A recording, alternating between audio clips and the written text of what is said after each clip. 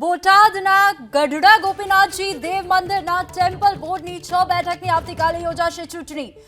ગોપીનાથજી દેવ મંદિરના ટ્રસ્ટના વહીવટ માટેના 5 વર્ષ પૂર્ણ થતા જ ટ્રસ્ટની સ્કીમ મુજબ ટેમ્પલ બોર્ડ આવતીકાલે ચૂંટણી યોજશે, જેને લઈને વહીવટી તંત્ર દ્વારા તમામ તૈયારીઓને આખરી ઓપ આપવામાં આવી રહ્યો છે.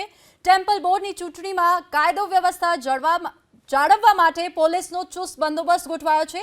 જિલ્લા પોલીસ વડાના માર્ગદર્શન હેઠળ 5 ડીવાયએસપી, 8 પીઆઈ, 14 પીએસઆઈ, 260 પોલીસ અને 200 જેટલા હોમગાર્ડ જીઆરડી જવાનોનો બંદોબસ્ત ગોઠવવામાં આવ્યો છે.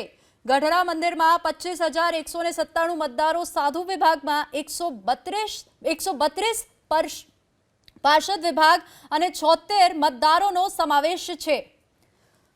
તો ગઢડા ગોપીનાથજી દેવ મંદિરના ટેમ્પલ બોર્ડની 6 બેઠકની આવતીકાલે ચૂંટણી છે, જેમાં ચૂંટણીમાં ટોટલ 31 મતદાન મથકો બનાવવામાં આવ્યા છે.